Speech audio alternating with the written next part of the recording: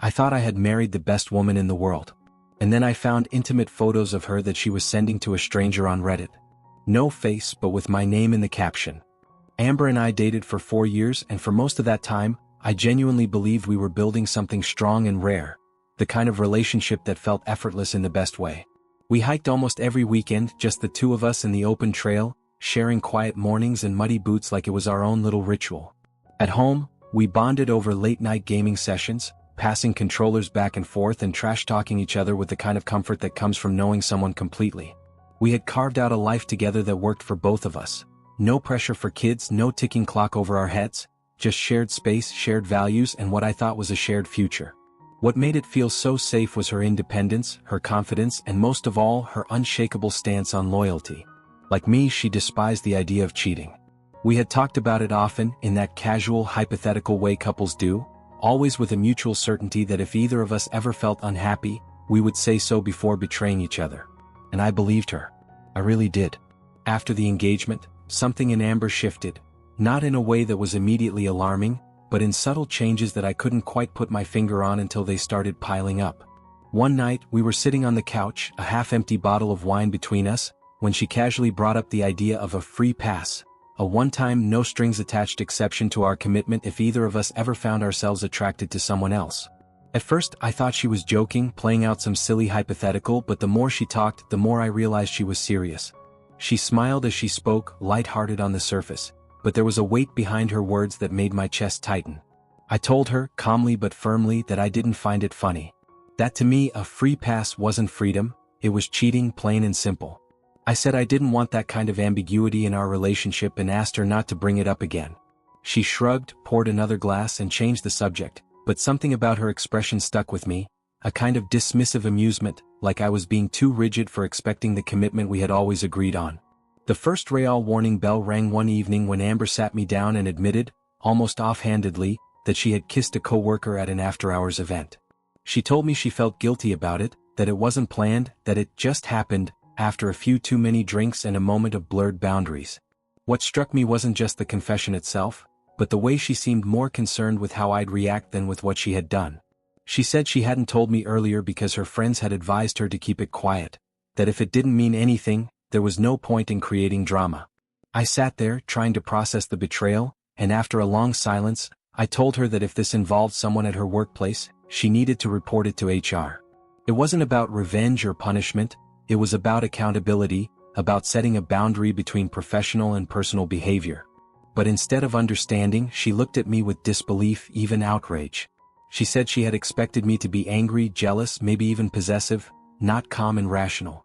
That response, more than the kiss itself, made something inside me go still. It told me she hadn't been afraid of hurting me, she had been afraid of not getting the reaction she'd hoped for. In the end, after several tense conversations and long silences between us, Amber did file a complaint with HR, and a few weeks later she told me the man had been fired. She didn't offer many details beyond that, just said it was handled and that she wanted to move on, to leave it in the past.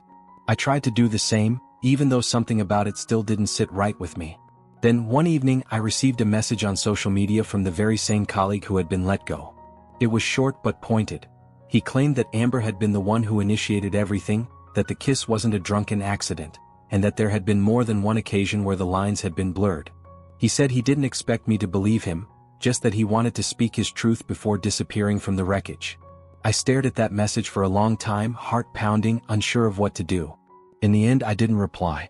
I showed it to Amber and she denied it instantly, her voice rising as she called him a liar and accused him of trying to twist the story after facing consequences.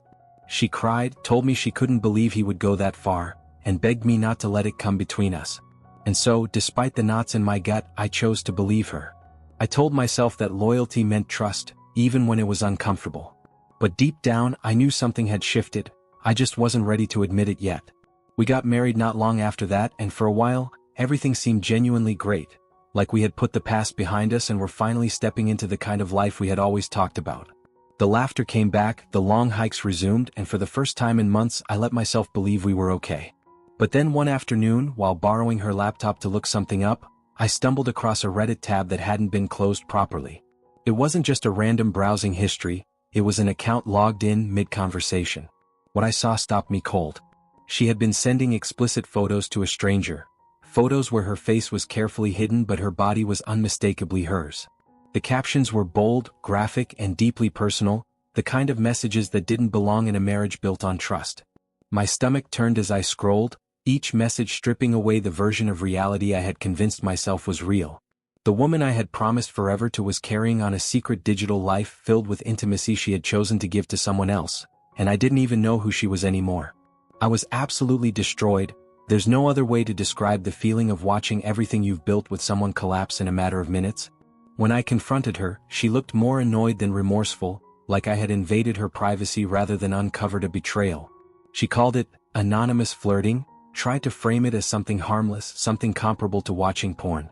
She insisted there were no feelings involved, that she didn't even know the person's real name, that it was just an outlet, nothing more. But it didn't matter. The damage was done. I couldn't see her the same way anymore, couldn't lie in bed next to her without feeling a cold distance that hadn't been there before. Every glance, every word, every touch felt hollow like a performance, and the trust that once held us together had been shattered beyond recognition. I tried to tell myself it was just pictures and words, but the truth is, it was a choice, a conscious, repeated decision to give part of herself to someone else while claiming to be fully mine. And after that, I couldn't be close to her. I couldn't even pretend. Then, as if the ground beneath me hadn't already crumbled enough, everything got unimaginably worse. My parents died in a sudden car accident, both gone in an instant, leaving behind a silence that nothing could fill. I was shattered in a way I had never known before, a kind of grief that made it hard to breathe, to eat, to even function. At first, Amber was there in the ways I needed her to be. She held me when I couldn't stop shaking, handled the phone calls I couldn't bear to make, and sat beside me at the funeral in solemn, respectful quiet. But as the days turned into weeks and the fog of shock gave way to the long, slow ache of mourning, something in her began to shift.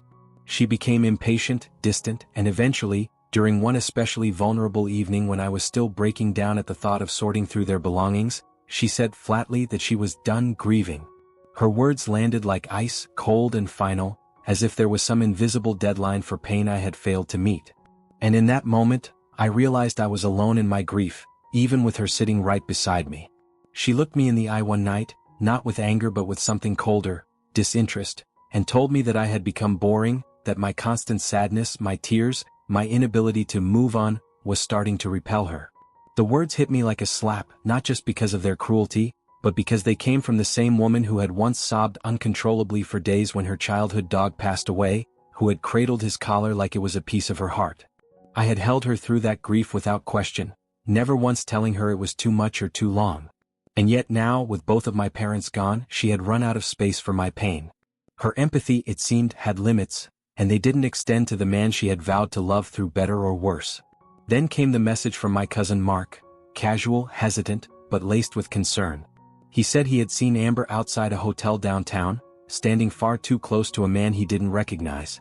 He made it clear they weren't just chatting or hugging like old friends. There was an intimacy in the way they touched and leaned into each other that couldn't be mistaken for anything platonic. My stomach twisted as I read his words, not from surprise exactly, but from the sick confirmation of something I hadn't been able to prove. Still, I didn't confront her, not right away. I knew Amber, and I knew how easily she could twist a conversation, make me feel paranoid or controlling for even asking the question. So instead of demanding answers, I decided to investigate quietly, to find out for myself whether I was losing my mind or finally seeing things for what they really were. I found her second phone hidden in the back of her closet, tucked inside an old handbag she hadn't used in years, and the moment I turned it on, the screen lit up with a flurry of unread messages and photos that left no room for doubt. The name at the top of most of those conversations matched the one Mark had seen her with, and the things she had sent, pictures, texts, late-night hotel bookings, made my chest feel like it was caving in. Over the next few days, I watched quietly and methodically, not because I enjoyed it but because I needed to see the truth with my own eyes. And then I did. I followed her one afternoon and caught them together outside that same hotel, arms around each other, laughing like teenagers who had the world to themselves. I waited until she went inside with him, and then I confronted the front desk. It didn't take much to confirm the reservation, and when I finally faced her with everything I knew, she didn't cry, didn't deny it. She just looked at me and, with a shrug that I'll never forget, said she had told him we were already divorced. As if that lie somehow absolved her of the betrayal. As if she had the right to rewrite the truth while I was still living in it. I left the hotel in complete silence, not because I didn't have anything to say, but because I knew that if I spoke in that moment, it would come out as something I couldn't take back. I drove home without music, without thought, just numb clarity guiding every turn. When I got there, I walked into the house we once called ours and quietly began packing my things. No yelling, no dramatic speeches, just the quiet sound of zippers and drawers opening, the closing of a life I had tried so hard to keep standing. When Amber showed up, she didn't ask why. She knew. At first, she cried and said she had been just lonely, that she never meant for things to go that far, that the affair was a mistake born of isolation. But then the tears dried and her tone shifted. Suddenly it was my fault. She accused me of being emotionally distant, of not giving her enough sex, of failing to support the marriage after my parents died. It was as if my grief, my pain, and my silence had somehow given her permission to betray me. In that moment, I realized there was nothing left to salvage, not love, not respect, not even the illusion of partnership. I filed for divorce the very next day with a level of resolve I hadn't felt in months, maybe years, and I did it not out of anger, but out of a need to finally free myself from the weight of a relationship that had become nothing but betrayal and resentment. Amber didn't take it quietly. In a move that still baffles me, she tried to claim a portion of the inheritance I had received from my parents, over $2 million that they had worked their entire lives to leave for me and my future. She argued that since we were married at the time, she was entitled to part of it, painting herself as a wronged spouse despite everything she had done. But the court wasn't swayed. My lawyer came prepared, armed with evidence of her infidelity, messages, photos, hotel confirmations, and he laid it all out in painful detail. The judge ruled in my favor without hesitation, confirming that the inheritance was protected and that her actions had nullified any claim she thought she had. Watching her walk out of that courtroom empty-handed, still trying to cast herself as the victim, was the final confirmation I needed that I had made the right decision. After my divorce, when I was still learning how to live in silence without mistaking it for loneliness, I met Emily. She was a widow, and her calm presence carried a quiet kind of strength I hadn't realized I was searching for. She had a son named Lucas, a bright-eyed boy with a cautious smile, and from the very beginning, there was something steady and genuine in the way they moved through the world together. Emily and I connected quickly, not through fireworks or overwhelming romance, but through something deeper, an unspoken understanding that comes from knowing what it means to lose someone you once thought would be there forever. She never asked me to explain my pain, never tried to fix it, but simply stood beside it, recognizing it with a kind of grace only someone who had walked through their own darkness could offer. In her company, I didn't feel like a broken man trying to rebuild. I felt seen, understood, and quietly accepted.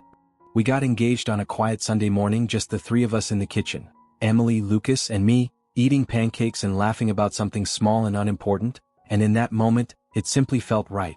Emily is a real light in my life, not the blinding kind that demands attention, but the steady, warm glow that makes everything feel safer and softer. Her kindness isn't performative, it's in the way she listens without judgment, the way she always makes space for others, and the way she holds her grief not as a burden but as a reminder to love harder. Her strength humbles me not because it's loud but because it never wavers. Being with her made me want to be better, not out of guilt or obligation but because she reminded me what life could look like when it's shared with someone who truly sees you. I went back to work with a renewed sense of purpose, not to escape my past, but to step fully into this new phase of my life, one where healing wasn't something I did alone anymore. Amber still lingers at the edges of my life, like a shadow that refuses to fully fade. She follows us on social media from accounts I don't recognize at first, occasionally slipping in comments or messages that range from nostalgic to accusatory, always finding a way to frame herself as the victim of a story she authored. She blames me for the collapse of our marriage, rewriting history in a way that conveniently forgets her betrayals, her absences, and the coldness that settled between us long before I ever walked away. But I'm not angry anymore. Not toward her, not toward the past. The weight of resentment was something I carried for far too long, and I finally realized it was only keeping me from the peace I had earned. I'm not the one who ran away. I'm not the one who turned promises into lies. I am the one who stayed, who fought for something real, who grieved and endured and then slowly built something better. I survived what was meant to break me, and now I get to live a life that feels honest, grounded, and full of the kind of love I once thought I'd never find again.